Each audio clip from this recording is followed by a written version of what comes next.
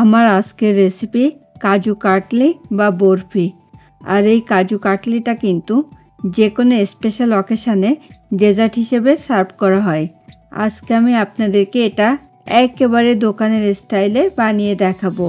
আর এই কাজু কাটলিটা কিন্তু খুবই কম উপকরণে মাত্র 15 মিনিটে বানিয়ে ফেলা সম্ভব।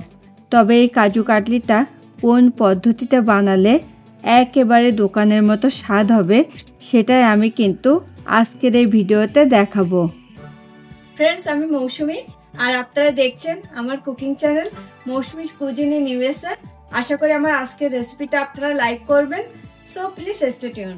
কাজু কাটলি বা বরফি বানানোর জন্য প্রথমে আমি কাজু বাদামগুলোকে শুকনো খোলায় ফ্রাই করে নেব। তার জন্য আমি একটা প্যানে নিয়ে নিচ্ছি মেজারমেন্ট কাপের 2 কাপ কাজু বাদাম। এরপরে আমি এগুলোকে 2 মিনিট মতো ফ্রাই করে নেব। আর যখন দেখবেন যে কাজু বাদামগুলোতে কালার ধরতে শুরু করেছে, ঠিক তখনই বুঝতে হবে কিন্তু এগুলো ফ্রাই হয়ে গেছে। এভাবে করে ফ্রাই করে কাজু কাটলিটা বানালে কিন্তু একদম দোকানের কাজু কাটলির মতো একটা ক্রিমি কালার আসবে এবং এটার টেস্টটাও হবে কিন্তু একদম দোকানের কাজু কাটলির মতো। অলরেডি কাজু বাদামগুলোতে কিন্তু কালার ধরতে শুরু করে দিয়েছে। আর এ পর্যায়ে আমি ওভেনটা অফ করে দিয়ে কাজু বাদামগুলোকে অন্য পাত্রে তুলে নেব। আর কাজু বাদামগুলো একটু ঠান্ডা হয়ে গেলে তারপরে আমি এগুলোকে গুঁড়ো করে নেব। কাজু বাদামগুলো কিন্তু ঠান্ডা হয়ে গেছে। এখন আমি কাজু বাদামগুলোকে একটা ব্লেন্ডিং জারের ভেতরে নিয়ে ব্লেন্ড করে নেব। আর আপনারা কিন্তু চাইলে এগুলোকে শিলে বেটেও গুঁড়ো করে নিতে পারেন। দেখুন কাজু বাদামগুলো কিন্তু ঠিক এই রকমই গুঁড়ো হতে হবে। এখন আমি কিন্তু নেক্সট স্টেপে চলে যাব। এবার আমি একটা বোলের উপরে একটা স্ট্রেনার সেট করে নিয়েছি। এরপর আমি এটার ভেতরে কাজু বাদামের গুঁড়োটা দিয়ে এভাবে একটু চেলে নিচ্ছি, যাতে এটার ভেতরে কোনো কাজু বাদামের ছোট ছোট কণা বা দানা না থাকে। আর আমার আজকের এই রেসিপিটা আপনাদের ভালো লাগলে কিন্তু প্লিজ ভিডিওটাতে একটা লাইক এবং কমেন্ট করতে অবশ্যই ভুলবেন না। এটাকে কিন্তু আমার চেলে নেওয়া কমপ্লিট। অলরেডি কিন্তু কাজু বাদামের কণাগুলোও আলাদা হয়ে গেছে। আর তাছাড়া দেখুন অলরেডি এটাতে কিন্তু একটা ক্রিমি কালারও চলে এসেছে। এবার আমি একটা প্যানে দিয়ে দিচ্ছি মেজারমেন্ট কাপের 1 কাপ সুগার ও 1/2 কাপ জল। এখন আমি সব কিছুকে একটু মিশিয়ে নিচ্ছি। আর এ পর্যায়ে এটাকে আমি ততক্ষণ পর্যন্ত কুক করব যতক্ষণ না সুগার সিরাপটা একতারে পরিণত হচ্ছে। আর সুগার সিরাপের থিকনেসটা পারফেক্ট না হলেও কিন্তু কাজু কাটলিটা পারফেক্টলি তৈরি হবে না। এখন আমি একটু চেক করে দেখব যে এটা একতারে চলে এসেছে কিনা। আর এটা কিন্তু অলরেডি একতারে চলে এসেছে।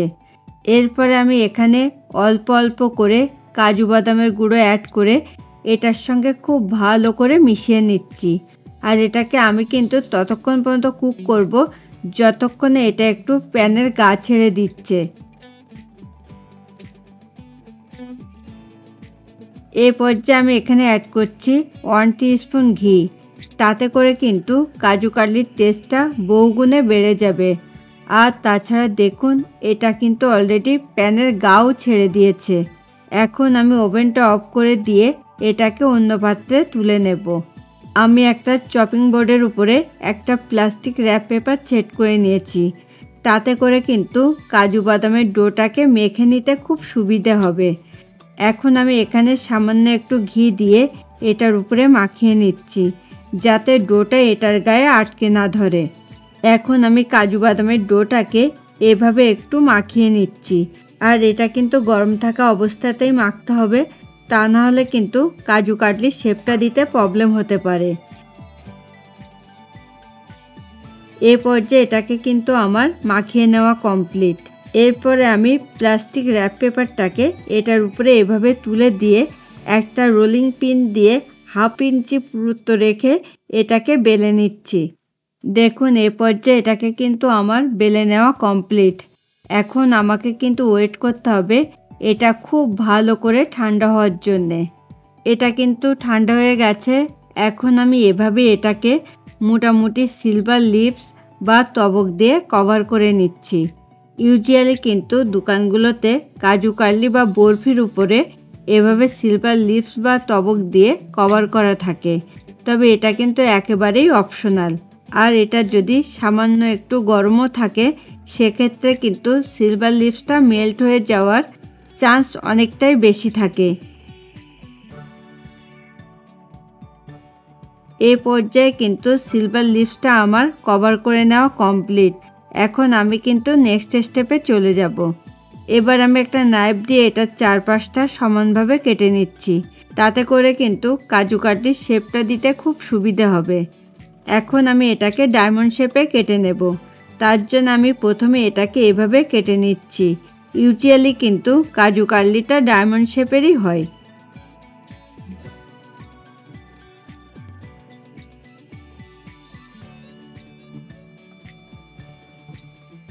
এবার আমি এটাকে এভাবে ডায়মন্ড শেপে কেটে নিচ্ছি। তবে আপনাদের পছন্দ অনুসারে কিন্তু কাজু কাটলির সাইজটাকে এর থেকে সামান্য একটু ছোট বড় করে কেটে নিতে পারেন।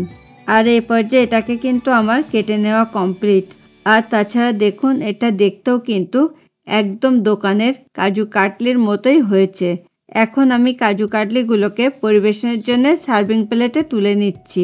আর এই কাজু কাটলিটা কিন্তু আপনারা একটা এয়ারটাইট কন্টেনারে ভরে নর্মাল ফ্রিজে রেখে 1 মাস পর্যন্ত স্টোর করে রাখতে পারবেন।